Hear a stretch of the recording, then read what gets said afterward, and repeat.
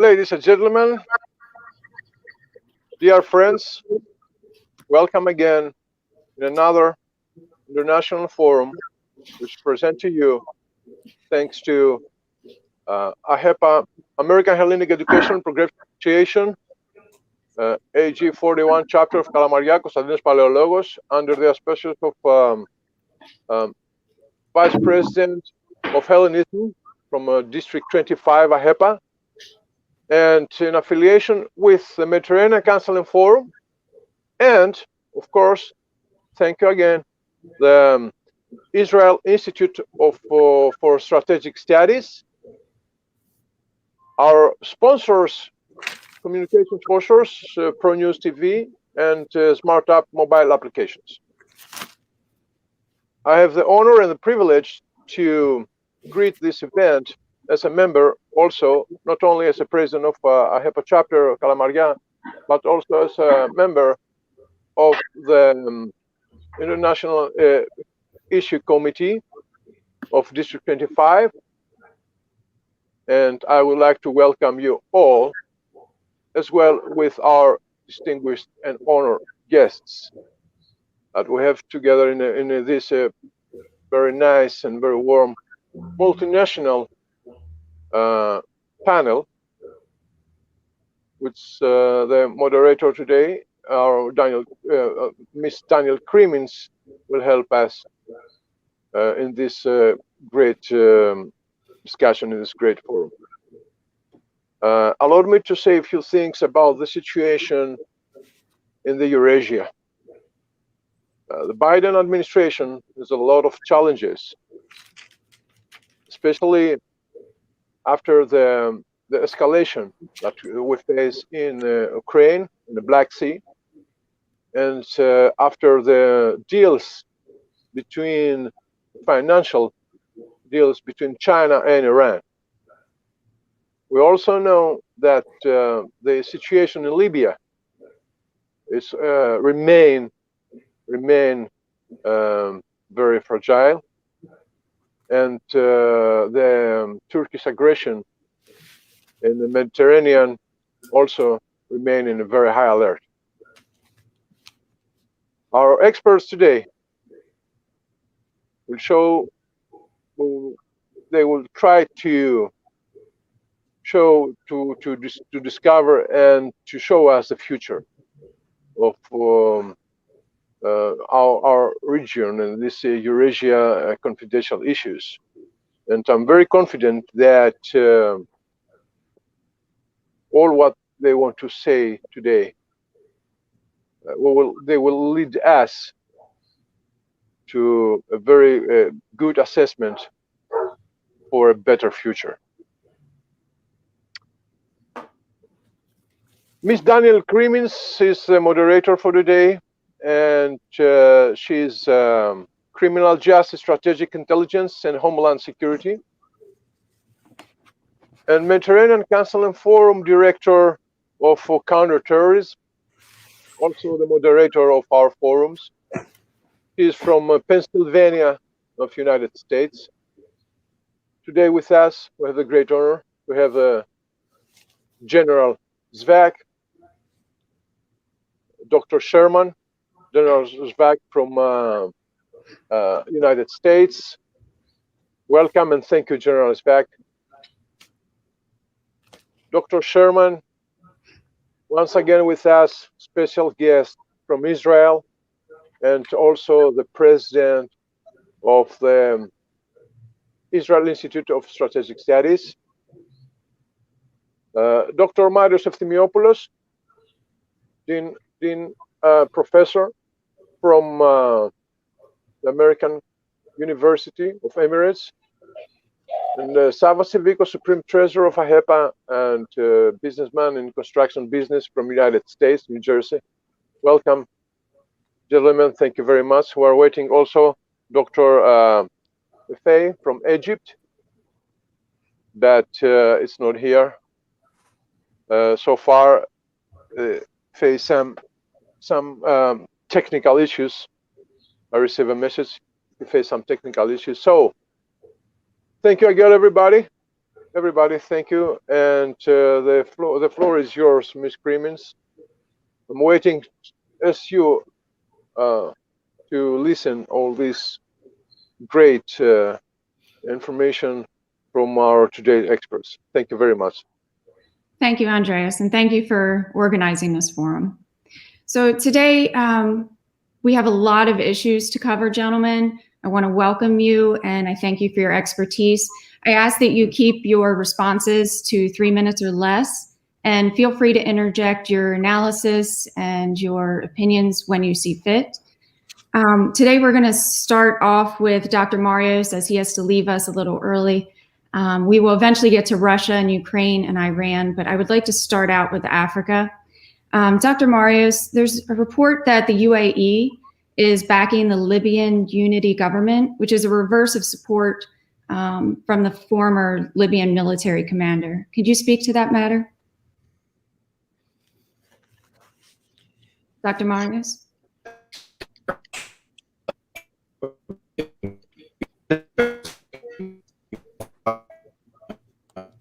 I believe your connection is poor right now.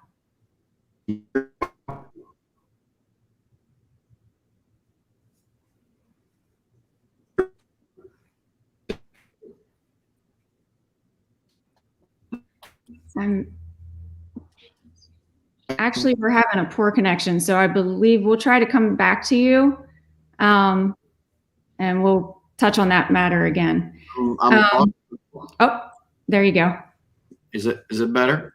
That's much better. Yeah. Good. As I was saying, the United Arab Emirates is heavily involved in the Libyan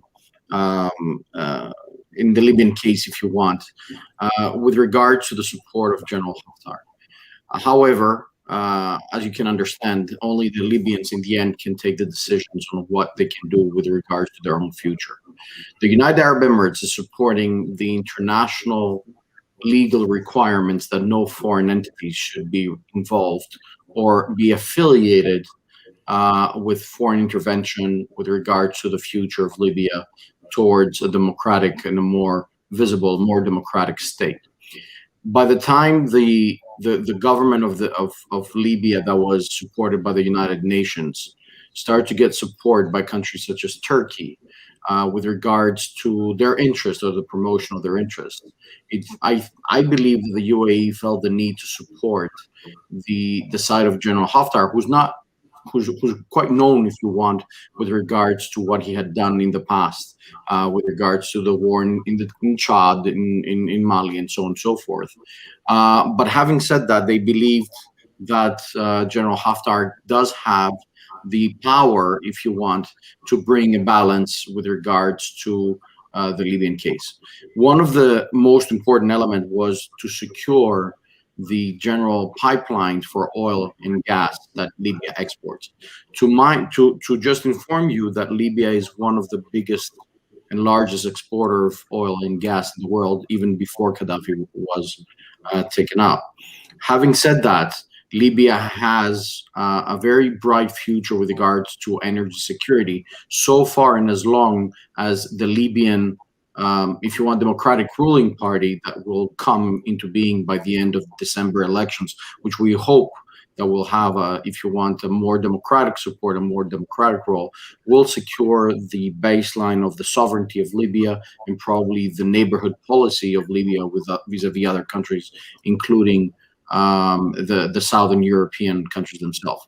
The problem lays to the fact that there are some maps running around where President Erdogan reminded himself that he might bring about something like a straight line, or if you want, a joint exclusive economic zone with Libya, where in fact he's missing two main parts: the eastern part of Crete and another small island of Castellorizo, which actually he deleted from the map as he tried to delete the map of the eastern part of Turkey, actually showing and showcasing that he does not really want a solution, but what he really wants is to expand.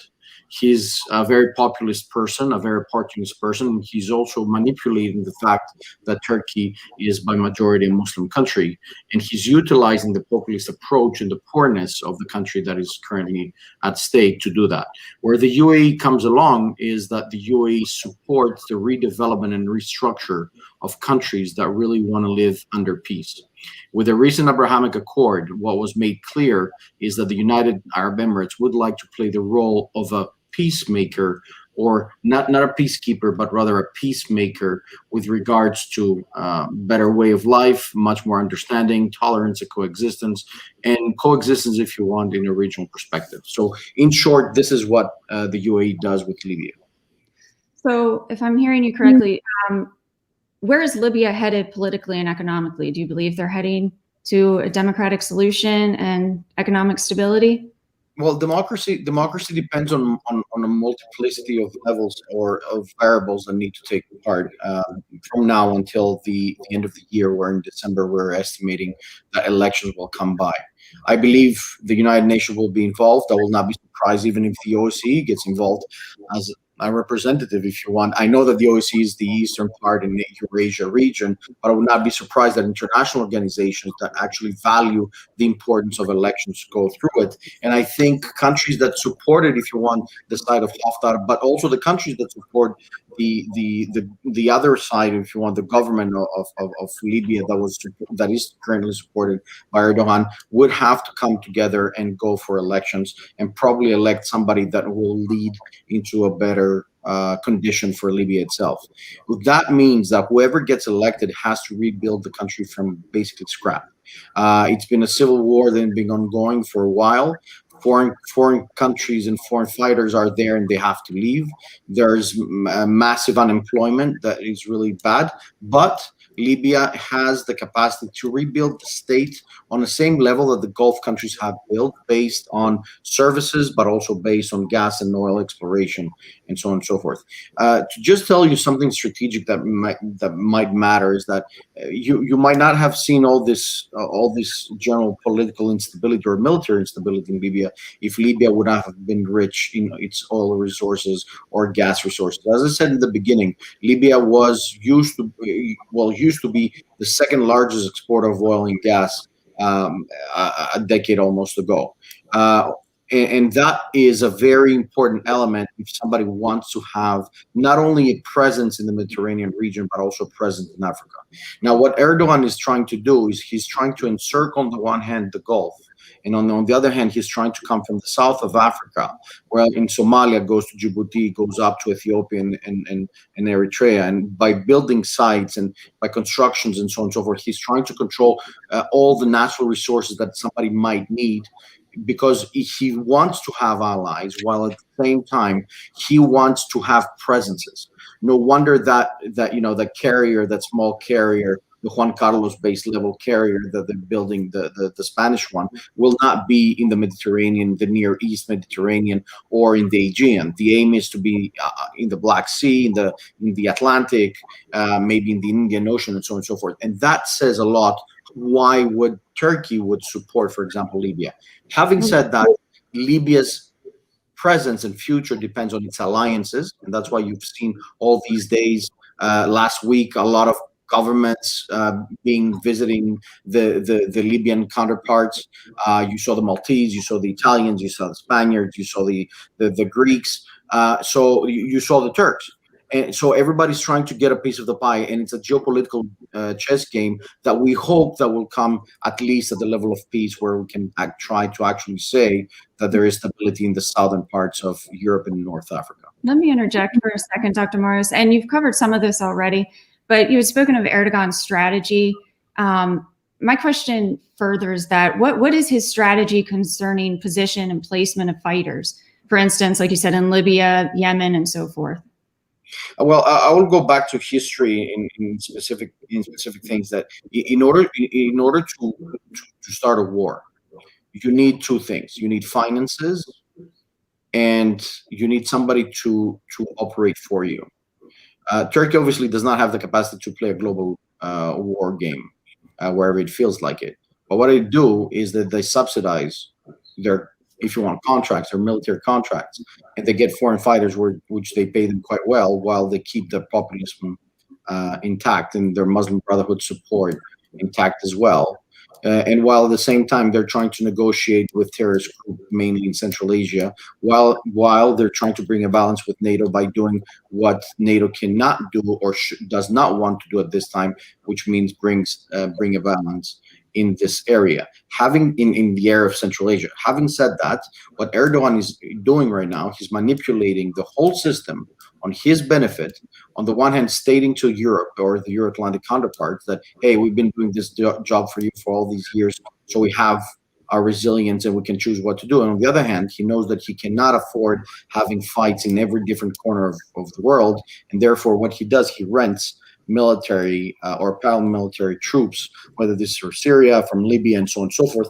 And don't forget that these paramilitary troops, they initially started by having support being located in Constantinople, where they based their lines. It was of no wonder that the attacks that would happen between Azerbaijan and Armenia, you saw foreign Syrian fighters being allocated there from Turkey, or Turkey transporting with C-130s foreign fighters from Syria to fight in Libya, and do the wars for them. So it's all a matter of interest. So what Erdogan is trying to project, he's trying to project that he's a guarantor of stability. And by projecting that he's a guarantor of stability, he believes that he can settle the Middle East or the East Mediterranean thing by just saying that, hey, I will solve the Cyprus issue, or I will solve the Palestinian issue, or I will be present in every single Arabic coalition by utilizing, if you want, the International Organization for the Muslim countries.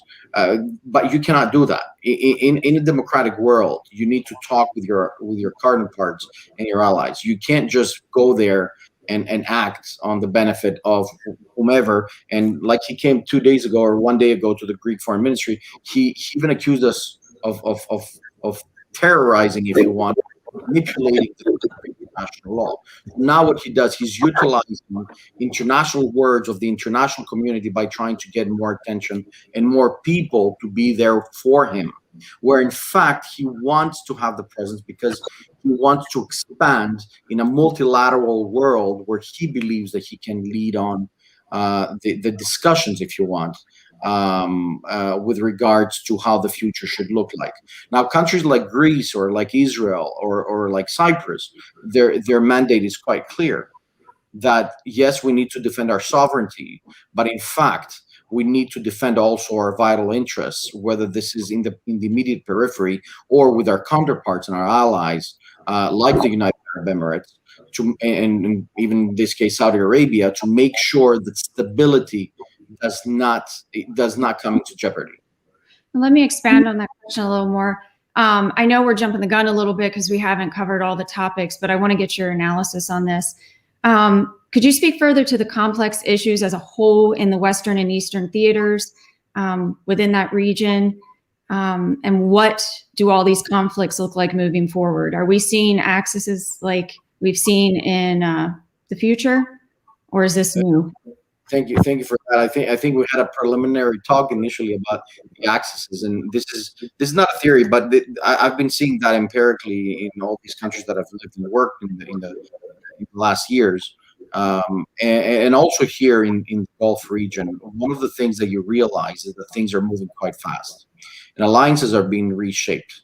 I have a theory called you might laugh at this one, but I call them hybrid alliances.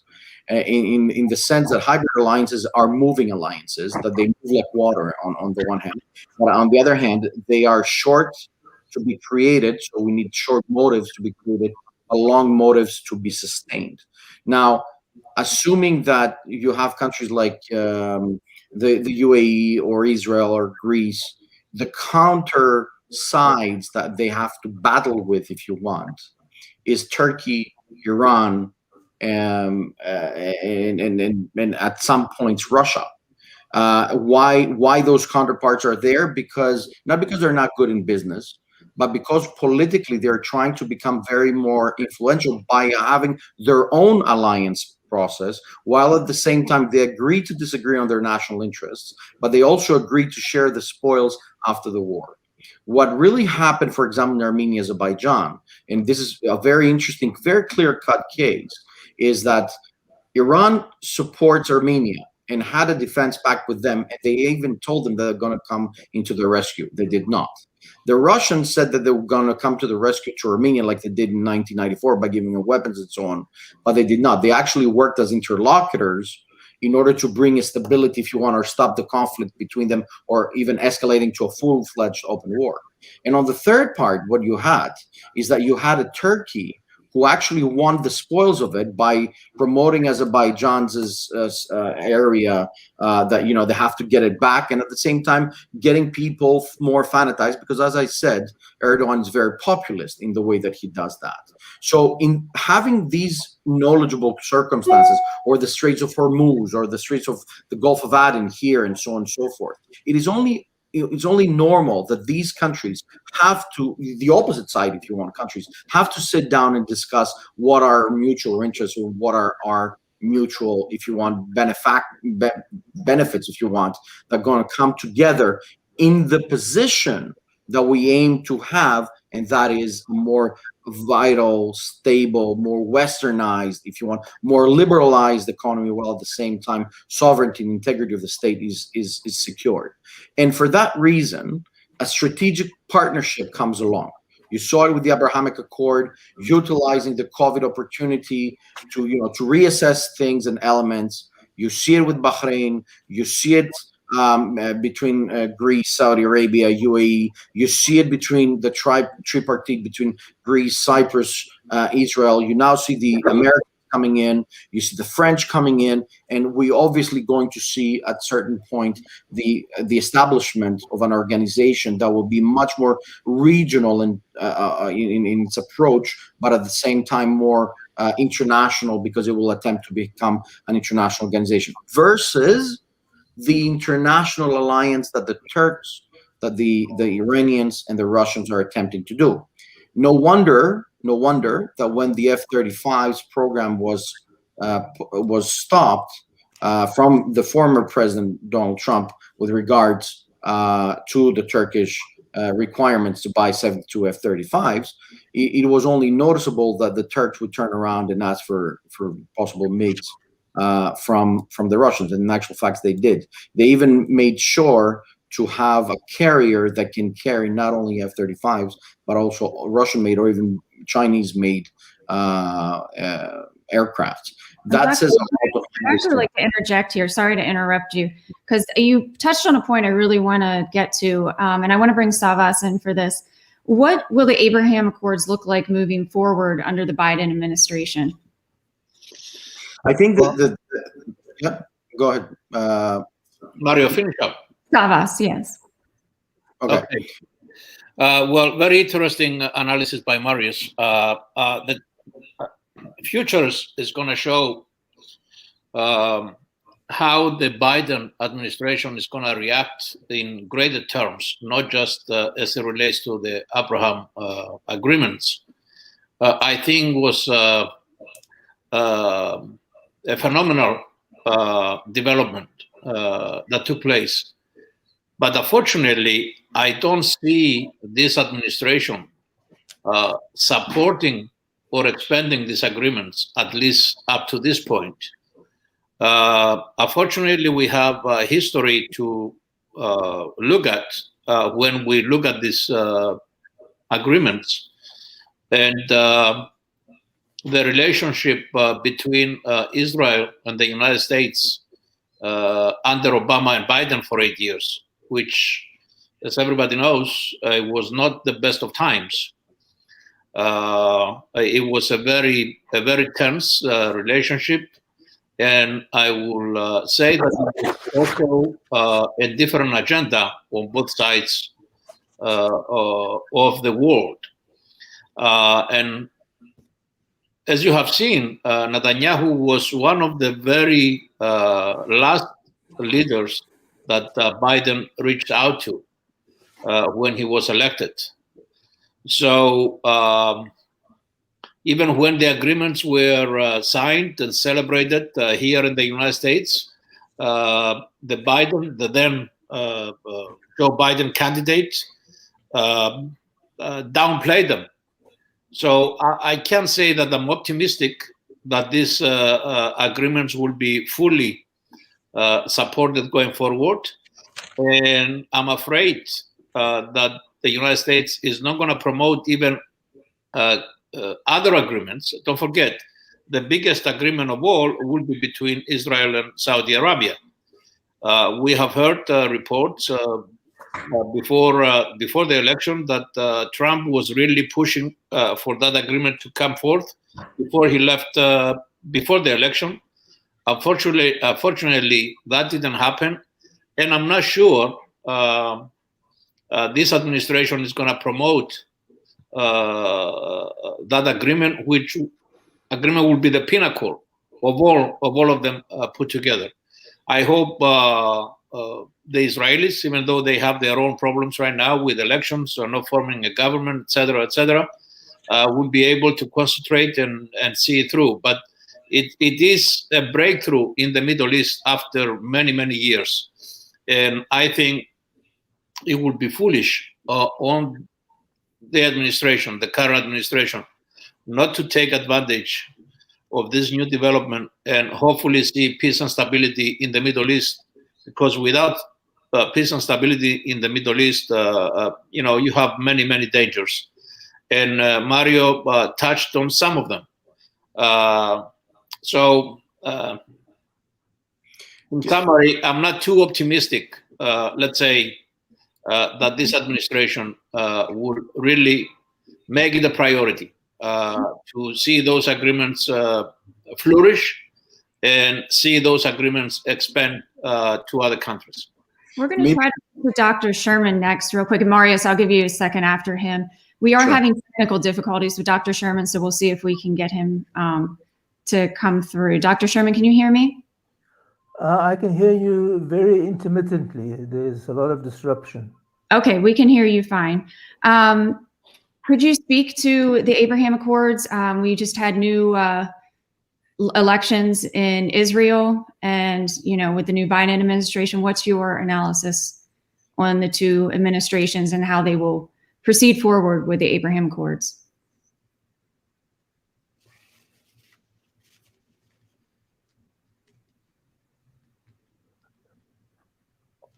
We'll give him a second. When they were signed,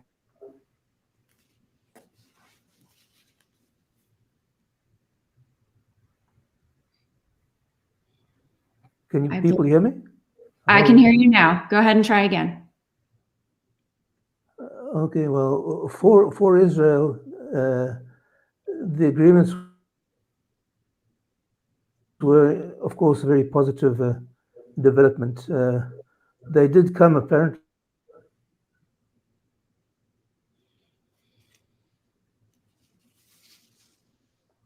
We may have to move forward. Sorry about the technical difficulties. Can I add? Yes, go ahead, extension of the Sorry, Dr. Sherman. Go ahead, Marius. Okay. Just to help Dr. Sherman until he fixes the technical issue. Just to say the following, that in the Abrahamic Accord in itself, it's an accord. It's not, it is the start. It was meant to become an international perspective. One of the things that we forget is that we have to go through other international perspectives. It's an accord because there are parties that agreed to the necessity. Now, the Manama meetings that were happening in Bahrain had a perspective. That perspective, before the predecessor, if you want, to the Abrahamic Accord, had a perspective with regards to the Palestinian issue and to the resolution of the pending conflicts in the Middle East, not the Gulf, but rather the opportunity of utilizing the cases and the lessons learned of the Gulf to be applied in the Middle East, in the new Middle East. You saw in the latest days what happened in Egypt, and the movement of the pharaonic tombs to the new museum, giving an opportunity, if you want, to President Sisi to expand into the new style that Egypt can move forward into. That is something that has to do with the Gulf mentality of how to develop the world on an alternate move that is going to be far different than the 20th century. And that's why the Abrahamic Accord has been given quite a very thorough look from the Gulf countries as an opportunity to discuss not only peace, but also development, regional perspectives, and so on and so forth. A last sentence with regards to Joe Biden and whether Joe Biden will be something different than Donald Trump. I think Donald Trump had a personal issue with regards to his attitude vis-a-vis the world. But as a president with regards to the Gulf and what he had attempted to do in the Gulf, we have not seen so many presidents attempting to do such changes. And it gives an opportunity to the new and current president of the United States, Joe Biden, to move along in a tactic that actually can bring stability, balance, and enhancement. One thing is to take care of is the presence of the United States with regards to the Gulf. And I'm not talking about military presence, I'm talking about business presence, because other countries are developing as much as they want. China seems to be on the rise. China has a very vast interest, not only to the Gulf region, but also in Africa, and the Gulf seems to be in the middle of it. And also other countries are generating income, and the world is quite big from this part of the world looking in the East. The United States has to make sure that it has its own allies being applied, while at the same time it does apply its Middle East policy on a more wide-scale perspective that I believe that Joe Biden will offer. Dr. Marios, I'm going to move to General Sweck because I do want to get into questions with you before you have to leave on Russia and Ukraine.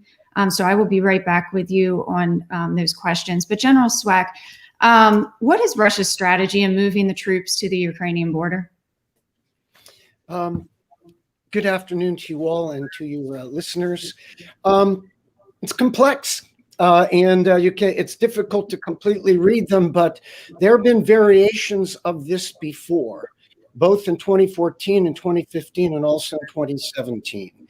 However, this is pretty serious. And I think that what the movement of troops, both within the Western region, but also forces coming out of the Central Military District and elsewhere, down and around to the borders, if you will, of Ukraine, not just of the Donbass, Eastern Ukraine, but also threatening potentially parts of Ukraine to the north of that is indeed troubling. Now, first thing I think it's really important is that there is no attempt to mask the moves. You know, the Russians are masters, if you will, of Maskirovka, deception and all that, but they're telegraphing. So somewhere in there is messaging. However, by doing this, they have now created the opportunity. They have now opportunities. They have options. So they've created that. And I think that this is a dynamic situation. I don't believe the Russians want war. They know that NATO and the United States don't either. But if people aren't careful, we could land into a scenario where all of a sudden our nation is saying, what the hell happened? And potentially we're in brinksmanship. So the Russians have got to be really careful here. And NATO has been, I think, pretty circumspect.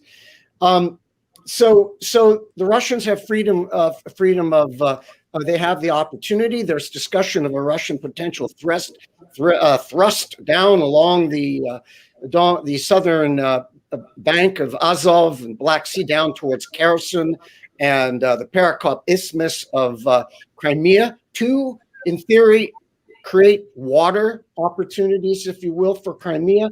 I will just say this. It's easy to talk about it, but it would be a substantial major operation. Classic. One of these things, easy to get in, but once they're in hostile terrain. I don't think the Russian population would be in complete support of that, unless truly a threat is portrayed to be credibly existential. And now they've done it. And now what do? The world is screaming more sanctions, bank things, isolation. And I'm not sure that the Russian moneyed interests want to do that. And so I think everybody needs to take a deep breath. Clearly, NATO has signaled firm support to the countries of the region. It may be lethal military support, and they're keeping their options too. So finally, I would say right now it's a Russian decision. They've signaled, they've created the capability and the options, and they've gotten everybody's attention. And I think part of it is that. And I think we also need to look at this in the context also of what has been happening to the north in Belarus. And remember, in the late summer, is this big Russian military exercise of every 4 years, Zapad 21, which is more towards the north. And so I think that we need to watch that. Finally, I think the signal is also NATO is doing with U.S. military exercise called Defender 21. I emphasize Defender. It is a defensive operation, defensive exercise. Russians know the correlation of forces really well. No offensive threat to the Russians, though they will portray it that way, but it does support our allies also in the southern flank. We put a lot of emphasis in the north and the Baltics and all of that, but also buttressing Romania, Bulgaria, and the Black Sea area, and which ideally should get some pressure off of Turkey, while Turkey has got its issues to the south and Syria and Libya and all of that. They also, when they look at the Black Sea and Russia, might take a little different view on the Russian, if you will, pumping up their muscular presence in Crimea and elsewhere. I'll stop here. That's okay. Dr. Marios, what is the link between Syria, Ukraine, and Russia? What is the language? The link. The link. The link. Okay. Russians. It's quite easy. It dates back to 2007, actually, where the Russians literally walked to Tbilisi in Georgia. The second part was in 2009, when they asked the Ukrainians to renegotiate the presence of the Black Sea Fleet in Crimea, and they had rejected once. They tried in 2011. They rejected twice, and talking about what the general said about the messages. And then in 2014, when I had the opportunity that I found myself visiting Crimea and Mariupol and Donetsk and Luhansk, where actually to the people, to our viewers today, that there is a big Greek minority there, which is very vivid as well. But I did not go for the Greek minority. I went to see other things. It was only noticeable that things would come to a change. Although in the city of Donetsk, for example, you would have a new airport, you would have Shakhtar FC as a football company, and you know, some very rich oligarchs, if you want, that still did not resist to live under the post-Soviet era and become oligarchs. They would utilize the opportunity with the first instance that the Russians would like to have a presence in the Black Sea, a stronger presence to support it, and they actually did. And the difference is very simple. When a local employee was getting paid $50 a week, they suddenly became $100 a week, plus a Russian passport, which was stronger for the former Soviet states. The weapons was just thing to go, because in south of Ukraine, they were building weapons for the Russian army for years. Now, to state this, what does Syria, was the link with Syria on it? It has to do, again, with the presence of Russians in Syria. They have another naval base where they want to have their presence in the eastern part of the Mediterranean. And by having a naval base, which they did, and Bashar al-Assad has given them refuge, in return, the Russians protected him to remain in power. So while we saw what happened in Syria, while we saw the emergence of ISIS, while we saw the emergence of every single criminal gathering happening within Syrian space, and we saw also fighting and fierce fighting against terrorism, we also saw some winning parts to be the Russians. While the Russians agreed with Bashar al-Assad for the future of the Russian presence in Syria, that was the end. And that's how Bashar al-Assad becomes a more supportive element to the future of the region, including also having good relationship with neighboring Turkey. That says a lot about how the geopolitical landscape is changing fast. And again, that's why I stated in the beginning that hybrid alliances is something that is actually happening. I've been doing this research for many years and trying to have as much more empirical work as possible. And it seems that things are getting together, where actually you're going to see, if you want, an axis between West and East, while at the same time, the Ukrainian issue never ended. The fact that the international media is suddenly occupied by further Russian presence or further movement has to do with the decision of Ukraine, which was long overdue, especially after the war, to become more strict and more, Western oriented in order to have better relationship with NATO. Now, if you ask me whether Ukraine is going to have good relations with NATO or whether it's going to become a member of NATO, I'm very doubtful, but it's going to be utilizing, if you want, a modus vivendi, if you want, that Georgia has inherited 2007 onward, 2008 onwards. It is not easy to take a decision. It's not easy to say how the future is going to be looked like, but I can assure you that volatility will be one of the characteristics. Again, what the general said, we have to be patient with these bluffing games can actually lead to a further step-by-step escalation, and it doesn't really take too much. And we have the tendency to also forget Syria, but we also forget the fact that ISIS is trying to reorganize itself in the north parts of Syria. Well, Dr. Marios, I thank you for that. I actually want to move to Savas here in a second on the point of NATO. If you have to leave us, we would love your analysis on other topics today, but if you do have to leave, thank you. Thank you very much. Appreciate it. Thank you to the co-speakers. I do apologize for this, but thank you very much. Thank you. No problem. Sure thing. So, Savas, bear with me. This is a multi-point question here. So the U.S. announced it's sending 2 warships to the Black Sea. The U.S. also stated we will do whatever it takes to help with Ukraine. Biden further called Putin a killer and having no soul. Is the Russia-Ukraine conflict beyond negotiations at this point? Do you see full war breaking out? And how do you see the Biden administration and NATO dealing with this conflict? You're muted, I believe. We cannot hear you. Let me say that I agree with the general that a misstep can create an unnecessary crisis. But I see the sending of the 2 military ships as a sign of strength and a warning, basically, to Russia. But Russia won't hesitate to do whatever it's in their best interest, especially in an area that they consider in their neighborhood, right on their border. The Crimea issue, I will say, is not reversible. And even some areas on the border where they are semi-autonomous and they are leaning towards Russia, they will always look for Russia for support, to support them.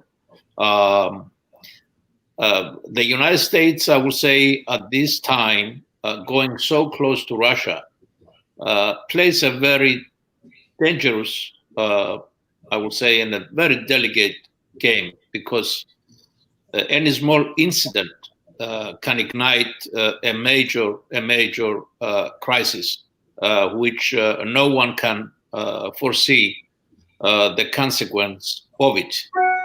And also, you see that all of a sudden, Turkey is involved in this discussion with the Treaty of Montreux and allowing unnecessary military ships with an offensive purpose to pass through the straits.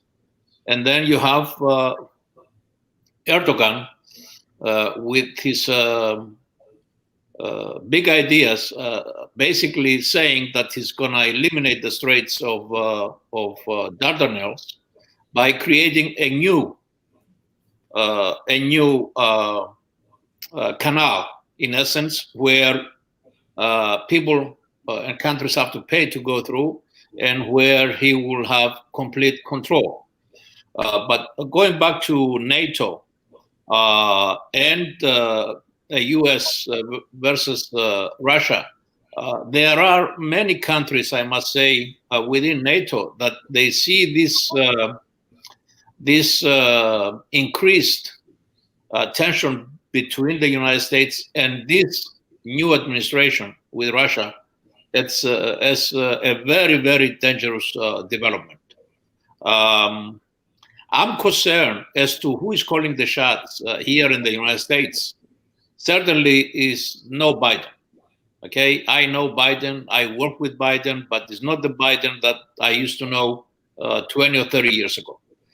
There are a lot of people around him which have their own agendas.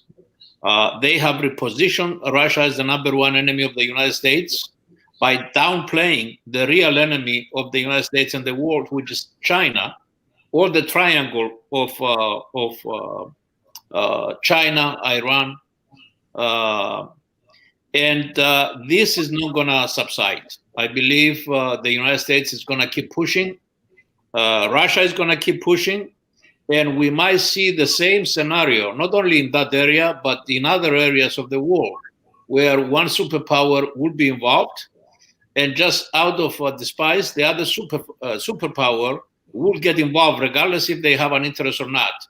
And we're going to go back to the days of the Cold War. I hope the new administration sees the need to start meaningful discussions with the Russians, and hopefully through dialogue and behind the scenes politicking, they can create the environment where conflicts amongst themselves can be avoided, but putting the two together, they can help solve other conflicts that we are discussing today, and especially in the Middle East and elsewhere. And last point, by focusing on Russia, basically the Biden administration is going to have to, and in some circles is being done as we speak, is putting Turkey on a pedestal again. So we shouldn't be expecting much pressure from the United States on Turkey when it comes to issues between Turkey and Greece, and Turkey and Cyprus, and Turkey and the European Union. You have senior advisors of the new administration saying that there's no time to push Turkey in the corner, and there is no time to impose sanctions on Turkey, even though sanctions were voted in both the houses of Congress. So I see this, in my opinion, in my humble opinion, as a dangerous path forward, and I hope both countries, Russia and the United States, look at the realities and try to refrain from antagonizing each other. And I'm going to repeat, it only takes a small misstep which can trigger a greater conflict, which would be catastrophic. Savas, do you see Ukraine joining NATO? Is that going to happen?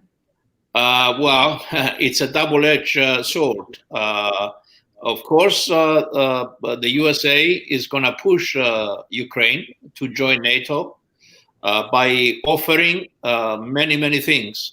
But at the same time, because of Ukraine's proximity, Ukraine's financial position, and Ukraine's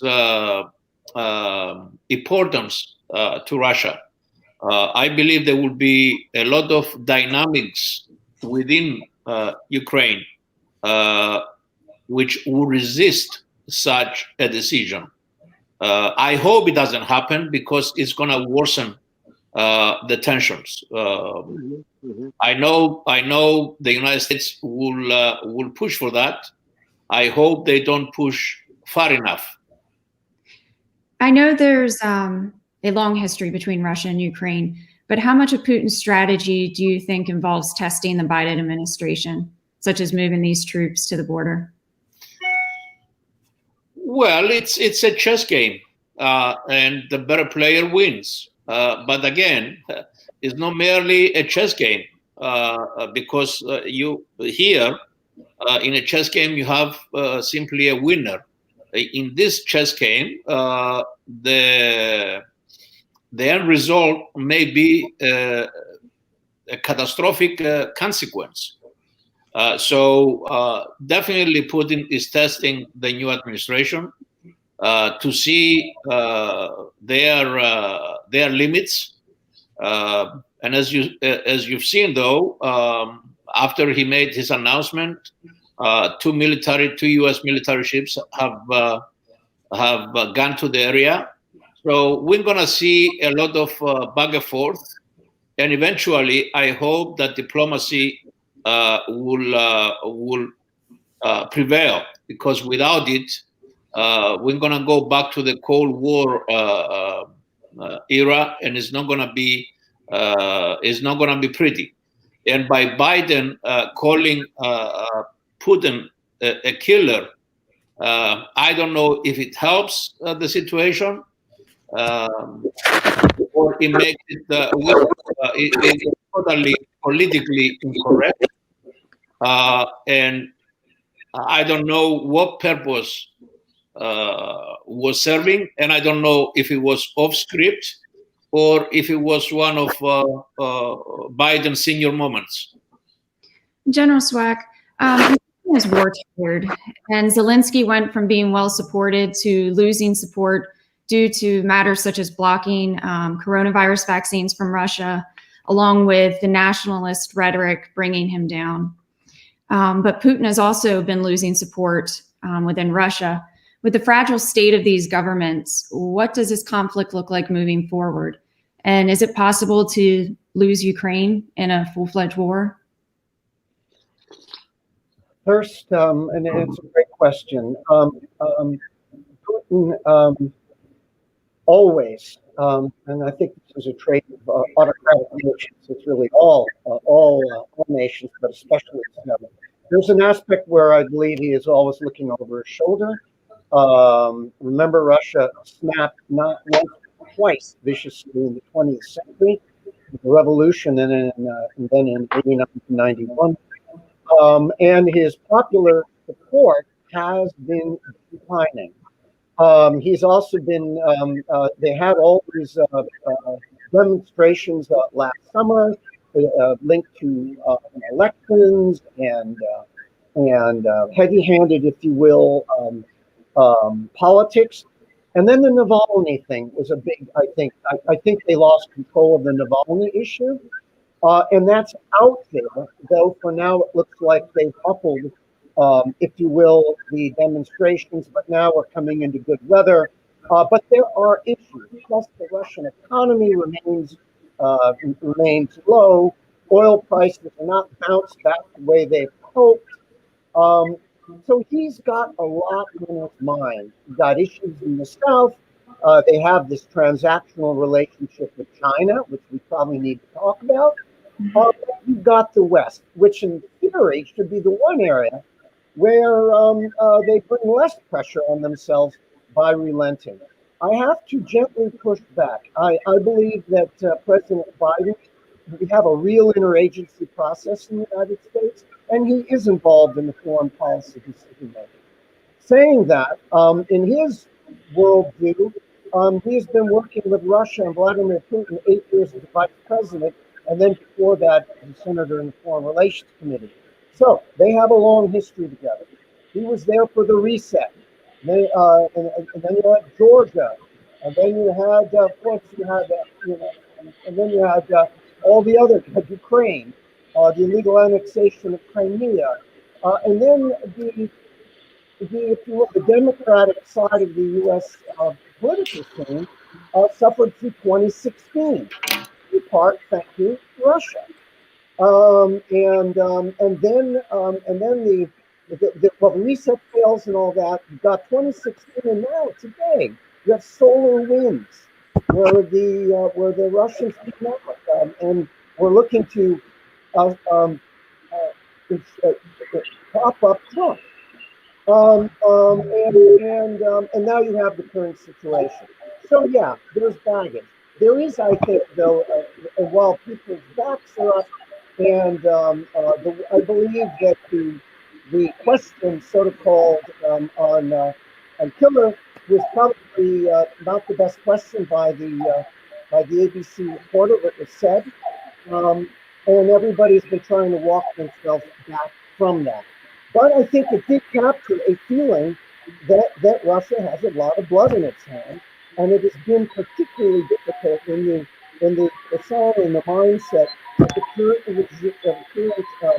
government, U.S. government, and NATO allies, and the EU, none of whom want a confrontation of conflict with Russia. And again, I emphasize, I don't think Russia wants that with us either. But getting at the doctor's point before, we are nuclear tipped. The Russians are nuclear tipped. We have this fog of peace. You have cyber. You have disinformation. You have the gray zone. You have non-attributed conflicts. So you could get a crisis out on the periphery. It doesn't have to be in Ukraine. It could be in the Sea of Okhotsk, in the Mediterranean. It could be in the Arctic. And if we don't get it sorted out quickly with the Russians, it ends up being a crisis maybe too late to Washington and Moscow and Brussels, and then it could conceivably become a worst-case scenario for all reasons. And this is why I very much believe that the U.S. and Russia, especially, these are not friendship huddles. Their militaries out in their Eastern Military District and in their Pacific Command, and our Central Command in the Russian Central Military District, and our Northcom and the Russian Strategic Rocket Forces. They all need to have a relationship first, so that General, can you speak closer to the microphone, please? Yes, so that they at least know who they are in case there's a crisis, and maybe over time we can start trying to work on common problem sense, common problem solving, where we're working not at looking just at our divergences, but looking at where our interests converge to end on this. Because I believe if we don't get through in the next 5 to 7 years with Russia and figure out some type of credible relationship in the West, it will be really difficult. And then we are both, all of us, going to have bigger problems in the world geostrategically. But that's a whole other discussion. Okay. General, Daniel, please allow me to ask something to the general. Do you think that, of course, easily I can say that you are the most experienced, not only in the diplomatic arena, however, as a soldier with boots on the ground, we both know that we serve in the same regions, let's say. So, and it's a privilege for me, honor. From your perspective, do you think that this is a game of all right, let's allow our Russians win in a Crimea, some things, all right? Let's change some interest in Middle East or even in Africa. That's something happening because, and allow me to say that in World War II, we saw that Americans and Russians became allies against the Nazis, right? In our era, in this century, we have China, 3 major powers: China, Russia, and United States, right? And I have the sense that something happening there, something that happened 70 years ago, 80 years ago, in World War II, and United States undercover, they have some kind of alliance with Russia undercover to stop Chinese aggression. In some places, I'm not talking about all the areas, right? I'm not talking about all the areas. We saw that in Middle East. We saw that in Syria. We saw that in Libya too, right? We saw that in Balkans. There are a lot of different deals which share the world. What is happening? Do you have the same sense, or I'm too far from the reality? I'm touching the reality. What do you have to say about that? I will say this. First of all, when you talk about... But please, be closer to your microphone, General, please. Okay. When we speak of Russia, I think most of us think from a Western-centric perspective. But we must remember that the Russian Federation consists of 11 time zones. In the Norwegian Sea, the Atlantic, all the way to the Pacific. And so those strategists and those people in Moscow have to think of the big picture. They've got confrontation. They've got issues with the West and also in the South. China is a traditional distrusted neighbor. They have a border with China the size of the U.S. border with Canada. However, right now, they have built a transactional, pragmatic partnership. I think it's too far to call it an alliance, but it is a partnership where their interests geostrategically are more in line than not. But I think that this is temporal and short term. Long term, as the Belt and Road Initiative moves through the independent lands of the former Southern Soviet Union toward the Caspian and Europe, and that the Chinese economically work through their polar Silk Road into the predominantly Russian-dominated polar Northern Sea route, you've got influence and economics and potential challenges for resource-rich Eastern Russia. That's for them to play out and to work it out. We should not get in the business of the U.S. and its allies trying to divide the two. The natural wedges are there. We should be ideally working with both nations to try to relax tensions. But yes, I think Russia in the next generation has got some serious challenges. And the West shouldn't do that. And Ukraine is currently a hotspot. I don't think it's an issue of losing Ukraine. I think it will evolve into a functioning, thriving nation. I don't know what its status is. I can't say what I don't believe the United States policy today is to let's bring Ukraine into NATO. I don't believe that. I think the heart it would be good, but I think there's an understanding that the circumstances won't accept that right now, and we have to work the issue so that there is a calm, and then something where the Russians finally realize NATO is no threat to Russia, which I genuinely believe. The correlation of forces in NATO, they don't have the offensive forces to do a Barbarossa attack into Russia, and the Russians know it, but they play it. And they play it. We got that NATO battalion, it's a big blue arrow on a Russian map. So, to close, you got to find a way with the Russians. I'm on record as an old Cold Warrior, and in 2014, I basically became the Neo one as our defense attaché in Moscow. But I also deep down believe that we've got to find a way with the Russians, we and the West, because I think that the alternatives in the next generation and American so not to do so will be very, very difficult for us all. Gentlemen, if we don't blow each other off the map on the way. Gentlemen, it's really important we get to Iran, Syria, and China.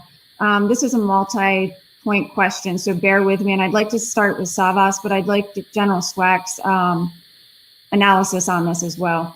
So throughout the Syrian civil war, Iran has been integrating Iranian militias with Assad's forces. They've also been increasing private security companies and forming strong business alliances, giving Iran greater control over Syria. Furthermore, Iran just formed the 25-year economic and political alliance with China, And the Biden administration is bringing back the JCPOA with Iran. So can you speak to Iran's strategy and what this all means for Israel moving forward and the United States and the entire geopolitical theater? Savas, if you could start us out on that. Well, starting with the new or renewing the old nuclear agreement with Iran, I believe that Iran, with the strict sanctions and all the limitations that were in place, was very, very close to genuinely agree on an agreement that made sense and it could be verified. Now we have seen a change in attitudes from Biden, and it was expected, I would say, because he was with the administration that negotiated this agreement that was a controversial agreement, to say the least. Now announcing that they're going to renew the agreement, I see it as a wrong move. We could have said that we are willing to enter negotiations and possibly fixing some of the deficiencies of the agreement, and I hope they do that. Instead of announcing that we're going to renew the agreement blindly. This new development, I think, gives a leverage to Iran that they didn't have before. But time will show as to what kind of agreement we're going to end up signing. And we have to see the reaction of the other parties and countries in the Middle East, and especially the Israelis. As you know, the reason that the tensions between the United States and Israel escalated, it was basically because of this agreement, which was, as I said, very controversial. Because of that tension that existed then, and because most likely you're going to have the same players going into it, because I believe Netanyahu will succeed in one way or another to continue to be prime minister. It's going to be a very rocky road ahead when it comes to that. As far as Iran's policy in the Middle East, they try to get closer to Israel by any means that they see necessary. Fighting in Syria, they were fighting not to necessarily support Assad, but to establish themselves one step closer to the Mediterranean and to be in a position to attack Israel if that situation came about. Their new relationship with China should really concern the United States. But as I said, by downplaying the role of China, and if they are an enemy or simply a competitor, as the new president put it, it gives them the opportunity to silently, secretly develop a very, very strong relationship. You have two regimes that they are as close to dictatorship as possible, if not worse than that. So what they do and what they broadcast, nobody knows. But definitely, this relationship is going to create, I believe, instability in the whole region.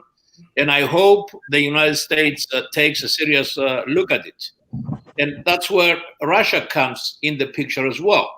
And as the general said, and I said earlier, if we don't find a way to communicate with the Russians, find a way forward, this peripheral crisis will eventually explode and bring the United States and Russia head-to-head, on a head-to-head collision.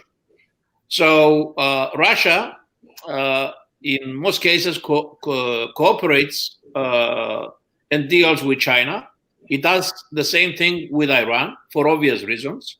So all of a sudden, by ignoring that relationship and that region, you are allowing a new axis to be created that is going to be a lot stronger together against the United States and the rest of the world and some powers in the Middle East. Thomas, allow me to say that. There are several organizations. One of these organizations that will play a significant role in the world chess board. It's the Organization of Nuclear Powers, right? The Nuclear Support Organization. Am I right, General? Yeah, well, that's an informal, yes. And we see that sometimes, all right, we all have the sense that we need to, NATO countries and the West need to cooperate with Russia to stop the Chinese aggression or the Pakistani aggression or the Iranian aggression, all right? But they're undercover, they are doing deals. However, we have all this organization, which that 4 years ago, Turkey, for example, became a member, as an observer member, all right? And they use this organization to manipulate, to attract new allies. They use the BRICS to attract new allies and to control and to manipulate the financial system, right? So we have several, let's say, weapons in their arsenals to achieve the control of the Eurasia, all right? They used, we both know, we all know that they use Iran to control what is happening in Afghanistan during our war, for the Operation Enduring Freedom, for example, all right? So it's a very fragile balance, and several deals happening. General? Yes, and going back to your question, I wanted just to touch on both the JCPOA and Iran in Syria, and certainly you can mention Afghanistan. Yes, the JCPOA has warts. It has its issues, but it was a mechanism that allowed the United States to work with two very, very difficult interlocutors, the Russians and the Chinese, and NATO allies, to try to buy some time to manage, if you will, the Iranian nuclear project. And we still have time. So I do support understanding there are problems. Us coming back into the JCPOA as much to be part of the mechanism, work with these countries, both allies and countries that we have very difficult relations. We need to find those mechanisms where we're all in working together. Do you think that the Russians want the Iranians with a medium-range nuclear missile be able to fly in a worst case into Russia? We can come in, though, with certain conditions. Yeah. That's what I'm suggesting. Yes, and I'm saying that.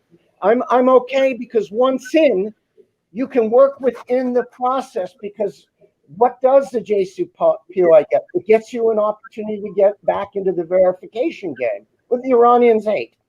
And then again, it allows you to work with these and buy time. And yes, it needs to be modified. But to walk away from it, as we did, it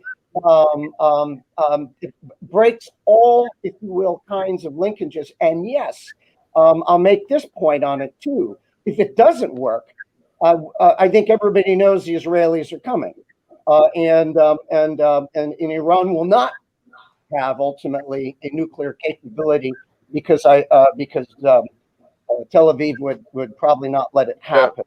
Now, secondly, Iran and Syria. Russian perspective. Yes, they have appreciated the Shia militias, the proxies, Revolutionary Guard support, and all of that, but it is difficult for the Russians as well, and at times frustrating, especially because they're not a totally easy, if you will, partner for Assad. They do have big power regional aspirations to connect the Shiite band all the way to Hezbollah in Lebanon, and yes, they create problems for Israel, and Israel will not sit still. And what happens? You have Russian forces. Just 2 days ago, four Spetsnaz officers were killed there. You have the Russians always while they are in a position of strength, they're balancers and could somehow get caught up in the middle of an Israeli-Iranian conflict in southern Syria, which is already going, which would make everything more difficult for the Russians, especially as the Russians also have, if you will, a pragmatic relationship with Israel. So there is a lot going on here, but I think it's very, very nuanced. And then the Afghan thing, Americans are eventually going to leave. I support a very, very small counter-terror element in it. But in the end, guess what? It's going to become a Russian, Chinese. Yeah, we agree with that. Problem. General, we totally agree. We totally agree to that. All right, and it's a nature, right? In the nature there is no gaps. All right, always someone else will come back and cover these gaps, especially in Afghanistan. Right? We both know that because we have because of the borders with Baluchistan, because of the borders with Pakistan, and we all know what that means with India, because they're all nuclear powers too. There are nuclear powers too, right? And the corridor to the backyard of Iran. So Afghanistan is. I wanted to ask the general. India. This is and I'm glad you mentioned it, because India is increasingly a player in that region, and it's a balancer actually for Russia, and maybe evolving into a balancer for the United States, because they do have a confrontational relationship with the Chinese. And so in many ways, we talk about a triangle, US, Russia, China. Maybe it's an evolving quadrangle involving India. Savas, did you want to add something there? Well, I wanted to get the general's perspective regarding the nuclear deal with Iran. How does he see the disagreement between Israel and the United States going into this deal? And if he sees the two countries, Israel and United States, cooperating in some way and having a common strategy, or is going to be this opposite view of the agreement, mainly because of the shortcomings of the previous agreement? How do you see it? I think we have to take, and they will, I hope, take a big picture view. There are a few years to try to get this more right than wrong. Nothing is really bad. It almost guarantees conflict, I think, in the future, especially between Iran and Israel. And I think that there are always mechanisms. They talked about it in a snapback. I mean, there are ways to stop or to pull back on the reins of it. But I think in the near term, work with the co-signatures, P5+1 and Iran, try to evolve this thing into something that's a little bit more practical, and then verify like hell. Gentlemen, before we run out of time, there's a couple questions. I want to move back to Africa. I want to apologize to viewers. We were supposed to have Dr. Medhat Nafay with us today, but we were having issues getting him connected. So Savas and General Swack, I'd like to direct his questions to you, gentlemen. So this is dealing with the Nile and the Suez Canal. Tensions continue to rise between Egypt and Ethiopia concerning the Grand Ethiopian Renaissance Dam. Talks are proving ineffective, and Egypt greatly depends on the Nile for its water needs, but then Ethiopia says it needs it for its economic development. Can either of you speak to what is going on here with this conflict and any resolutions? Water and dams has been a, frankly, nightmare for Egypt going back to the Nasser regime. At that time, there was a great fear that there would be a strike during the really, really bad relations with Israel on the Aswan Dam. Didn't happen. But, so the water issues are major, and that has all been exacerbated by this disaster down in the Suez over the last month. It finally cleared itself up, but it's still there. That unfortunately has signaled to probably a lot of bad actors, not just regional competitors, but bad actors, that to hit a tanker or another container ship in the Suez really gums up, if you will, the commercial world order. By the way, putting energy into the polar Silk Route, and then of course back. So it's very, very important. This is first and foremost an Egyptian lead, but it is a multinational concern, and I think that they're going to need some help in securing, while always respecting their sovereignty, both in the northern and the southern, and frankly, the lips of the canal. It's going to be a challenge, and of course now we have to think about Malacca and the Panama Canal. I mean, this has opened up, if you will, a new front for terrorists and opponents. I will agree with the general that what happened at the Suez Canal is not strictly a regional issue or the problem of one single country, but it is an international problem that needs to be dealt with. And definitely Egypt can't solve a potential problem by itself. We have seen that a number of countries got involved in order to move one single ship that strangely closed the Suez Canal totally, and the consequences it had on the entire world economy. Now, as far as water, it's another form of energy, and Egypt heavily depends on it. And I believe it's an issue that is around for decades. And the general mentioned the tension that existed between Israel and Egypt in the past, which it seems that the relations are normalized, and there is no longer a danger in that neighborhood. But Egypt won't allow Ethiopia or any other country compromise its national interest. I hope there is some kind of resolution, because that will create another severe instability in that region. And on top of everything else that is happening, truthfully, the world cannot afford to fight at a different frontier at this time. I believe Egypt, with the many alliances it has, and it has proven that is becoming a very important factor in the region.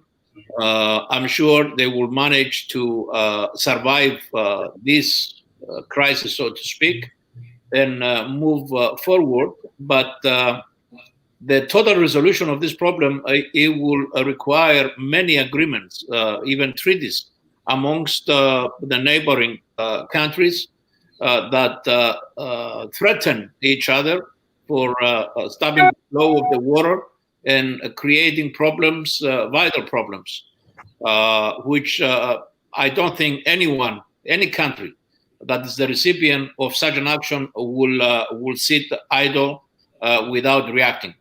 I hope we don't come to that. Egypt is a huge country. It's a very important country, and they won't tolerate the threats by a neighboring country. But that, unfortunately, is going to create another regional conflict or a regional war if it comes to that. Because, as we discussed, different countries at different times make different friends for different reasons. So when you have explosion somewhere, nobody can predict the results of such an explosion. And it goes back to the original question, the relationship between the United States and Russia. I trust that at the end of the day, with the knowledge that President Biden has with Russia and his experience, not only as vice president, but also as chairman of the foreign relations in the Senate and as chairman of that committee for many years, has a very, very good understanding as to how Russia operates. I'm not suggesting we let Russia do whatever they want, but at the same time, we are not going to solve the problem on social media. We are not going to solve the problem by making, aggressive statements, either side. But we need to establish a channel of communication that is going to diffuse the crisis, because that diffusion will help diffuse other smaller regional conflicts that come about.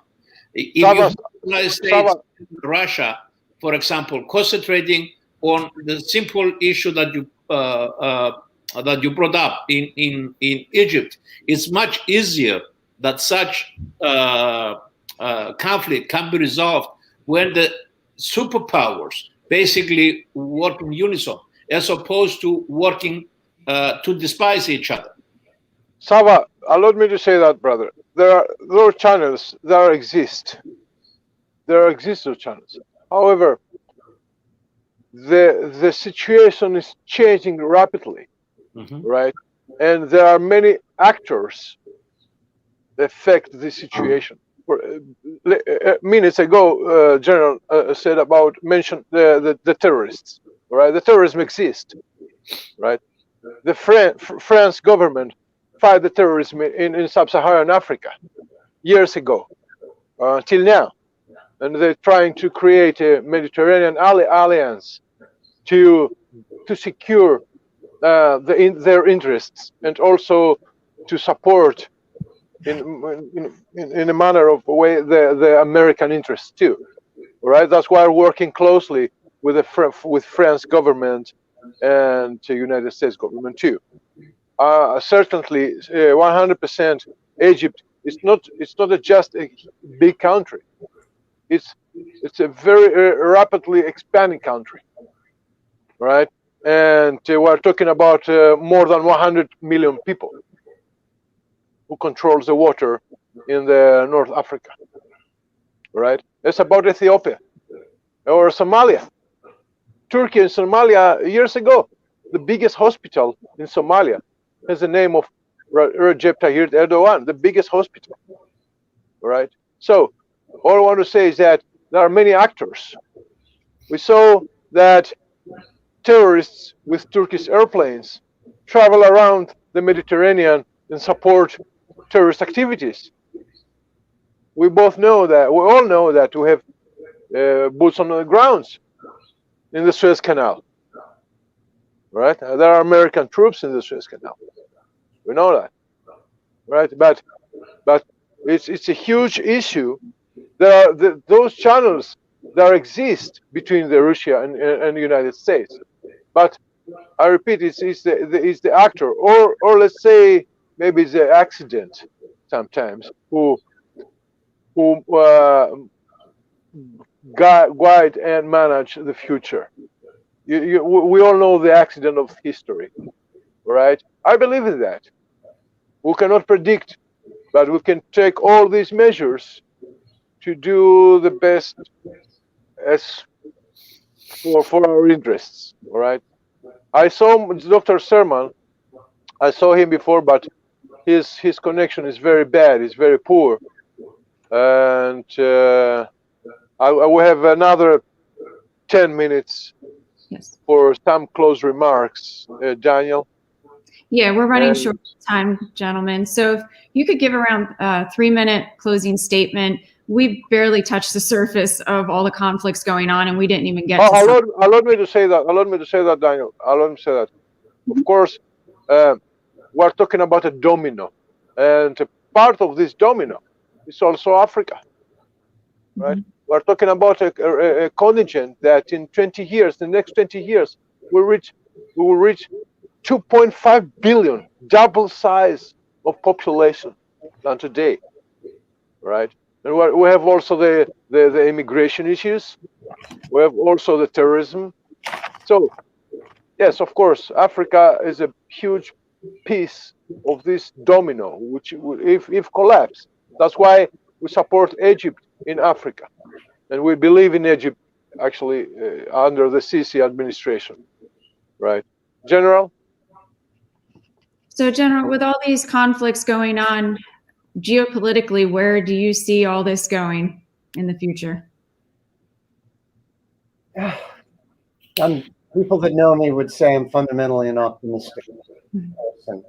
There are a lot of very, very difficult, evolving problems that are almost not just changing but mutating. The relations in the world today are more mean-spirited than I can even remember in the worst of the Cold War. It's personal. And I worry when you have that dynamic on top of already, however you call great power or regional power competition, I'll use that more polite word, it could lead into the type of things that we talked about, where you get in the worst case, a 1913 style, how did we get here moment that nobody wants. But we're much all bigger, we're faster, we're more heavily armed, everything is faster, everything is more opaque.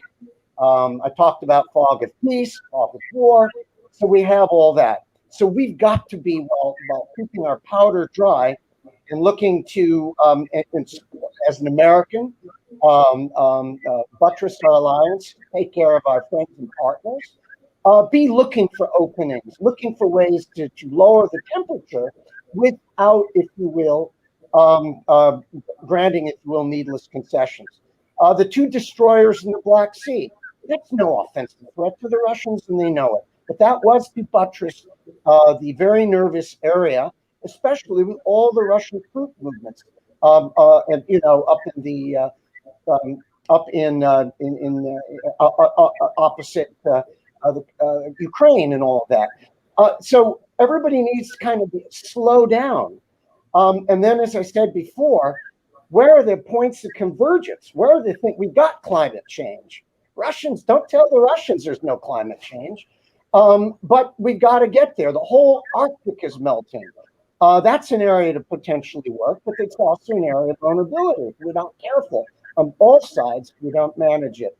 Migration,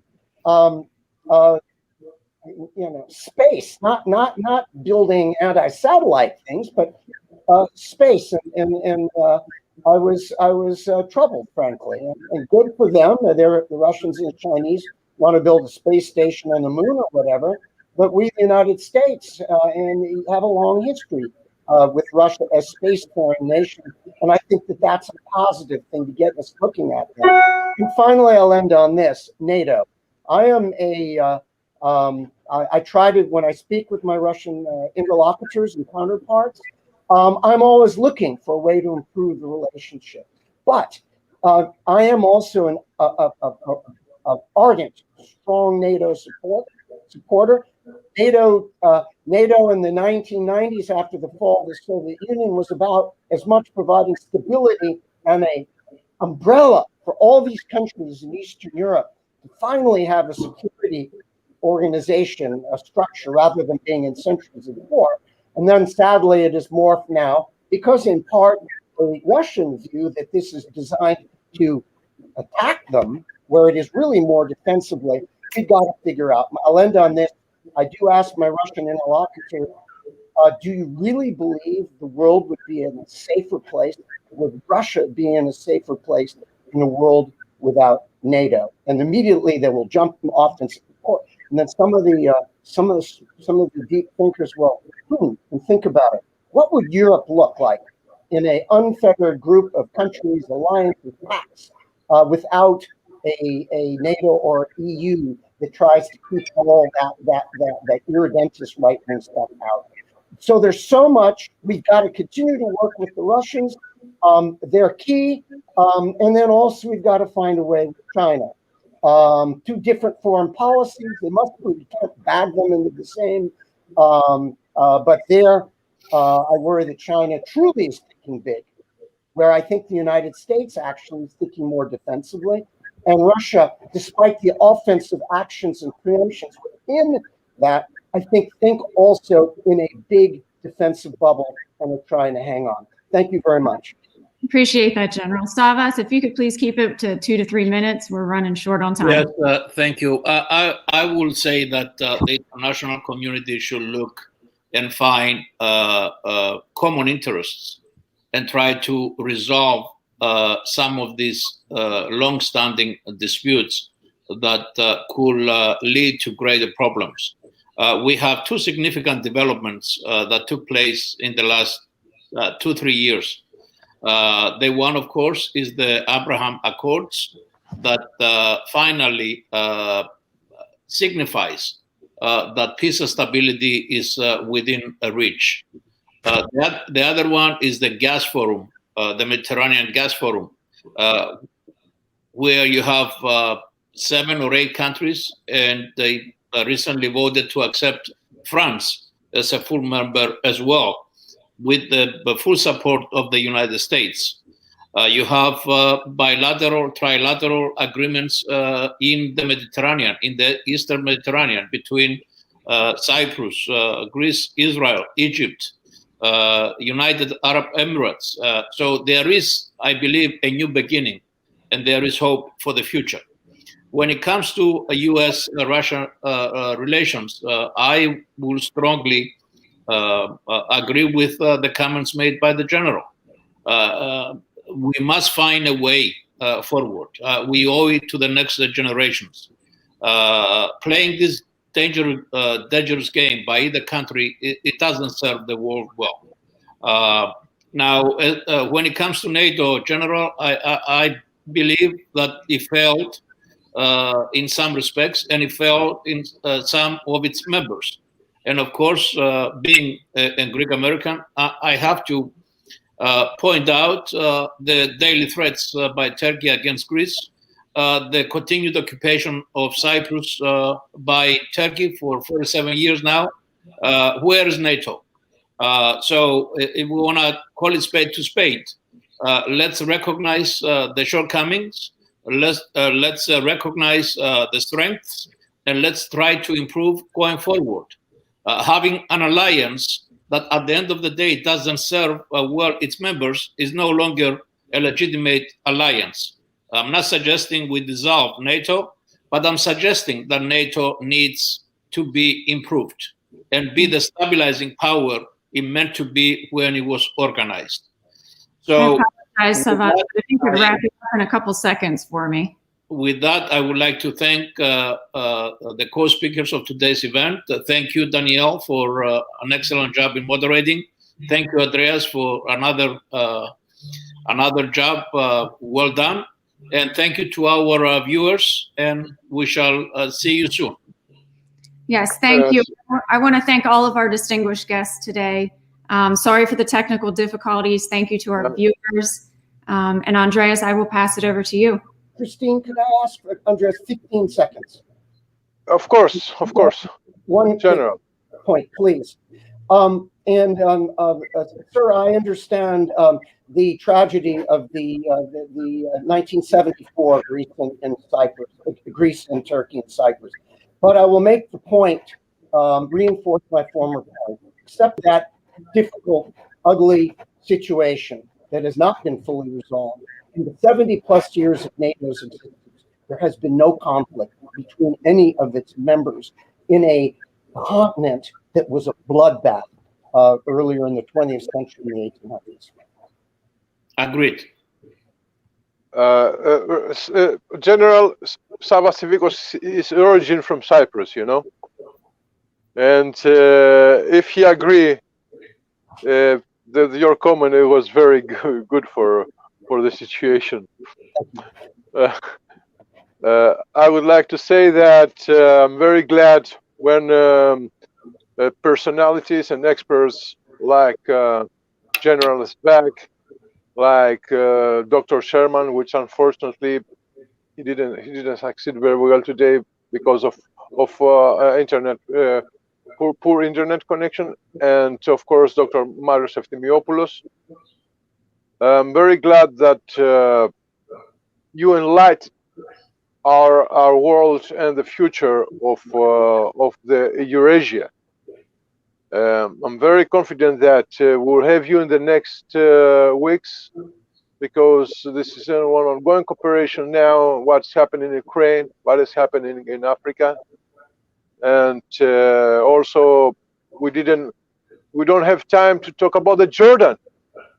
Days ago, we have a coup there. All right, it's so many issues to talk about.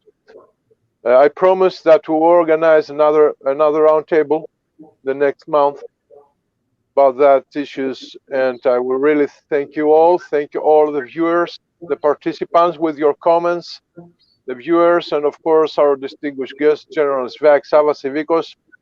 Daniel Crimins, once again, thank you very much.